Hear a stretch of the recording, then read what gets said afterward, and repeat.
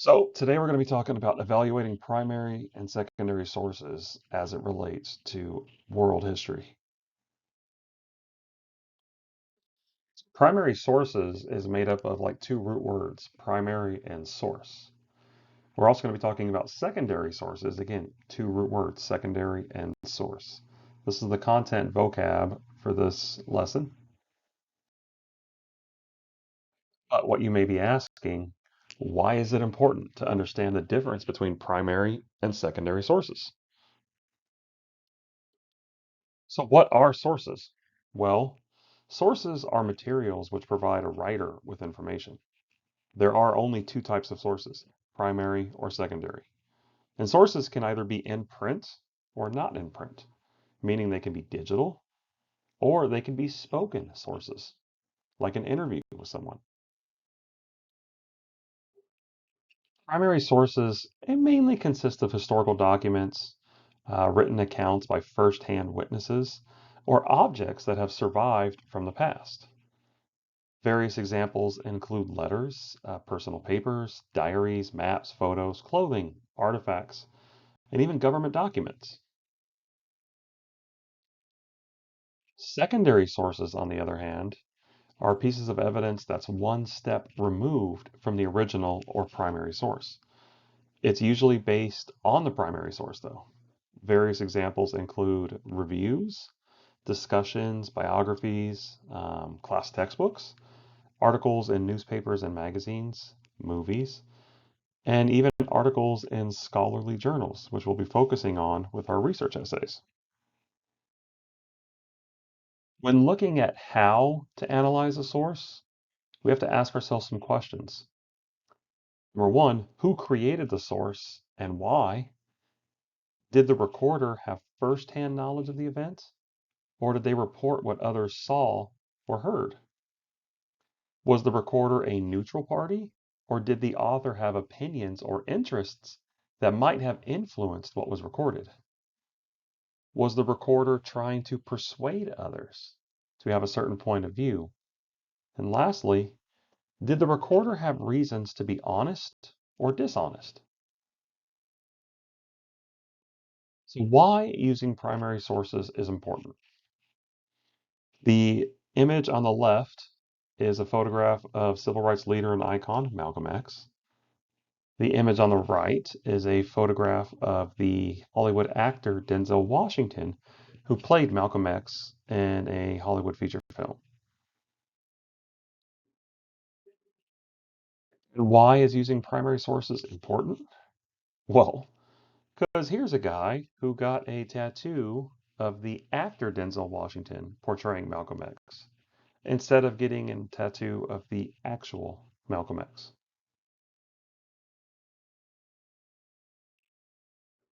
We also have to look about establishing credibility or questioning the credibility of the sources. Like these, many of you have seen supermarket tabloids and magazines that often have fantastical stories that have no truth to them. Further questioning the source credibility. Now, admittingly, nobody knows what Jesus Christ looked like.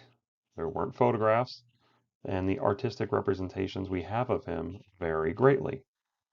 But I think we could all understand that he likely looked nothing like the image on the right, and maybe more like the image on the left, though he likely wasn't pale skinned or light skinned with blue eyes. So in 2012, an amateur art restorer in a small village of Borja in Spain, she turned her attention to a fresco of Jesus Christ called Behold the Man.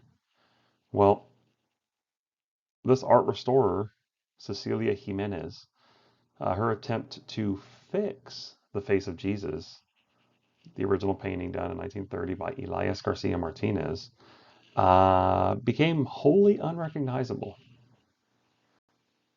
This was an attempt by an art restorer to correct the work of a famous painter.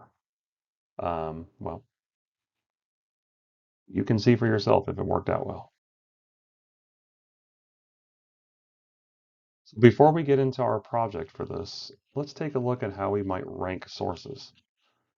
If you're looking for information on Hurricane Katrina, which devastated the Gulf Coast region of the United States, especially New Orleans, Louisiana, which source would be the most reliable?